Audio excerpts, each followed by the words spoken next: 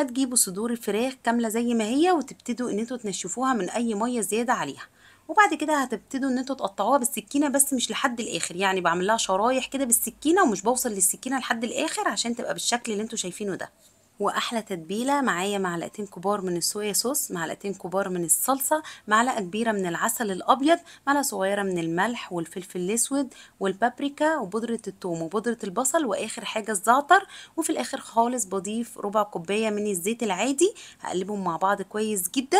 ودي احلى تتبيله صدور الفراخ. هبتدي بقى ان انا اتبل صدور الفراخ اللي عندي بالشكل ده. انا استخدمت صدرين بس من الفراخ، ودي التتبيله هتكفي الصدرين بس. لو عايزين تضاعفوا المقادير مفيش مشكله خالص.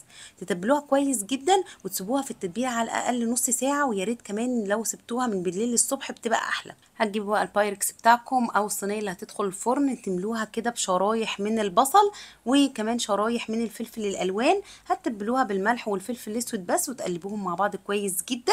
وبعد كده تبتدوا بقى تجيبوا صدور الفراخ اللي احنا كنا متبلينها وتحطوها على البصل والفلفل الالوان بالشكل ده. وطبعا اي حاجه فاضله من التتبيله بتحطوها، اوعوا ترموا اي حاجه من التتبيله. بكون فاتحه الفرن على درجه حراره 180 من قبل ما ادخلها بربع ساعه، بتدخل على الرف الوسط. بس طبعا لازم اغطيها الاول بالفويل قبل ما ادخلها. هي نص ساعه وهتلاقوها استوت معاكم، او حسب حجم الصدور اللي عندكم ممكن تاخد اقل كمان من نص ساعه.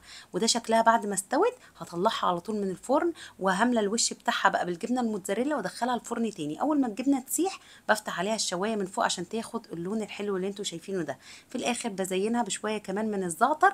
وده شكلها النهائي، مش قادره اوصف لكم ريحتها حلوه ازاي. اتفرجوا بقى على شكلها وانا بغرفها. المطه بتاعت الجبنه كانت خطيره، وكمان بقى الخضار عمل صوص كده حلو قوي وخد من تتبيله الفراخ وطعمها، فكان حلو جدا. الفراخ كانت طريه جدا وانا بقطعها كده كانت بتتقطع معايا بكل سهوله، وكانت جوسي كده وطريه، والتتبيله واصله لها لحد اخر حته فيها. انا قدمتها مع الرز الابيض، كمان تقدروا تقدموها مع البطاطس المهروسه او حتى مع حبه سلطه، بس كده هي مشبعه وطعمها خطير. وبس كده، دي هتبقى احلى طريقه تجربوا بيها صدور الفراخ. انا واثقه ان انتوا لو جربتوها بالطريقه دي مستحيل تغيروها. جربوها، انا واثقه جدا انكم هتحبوها.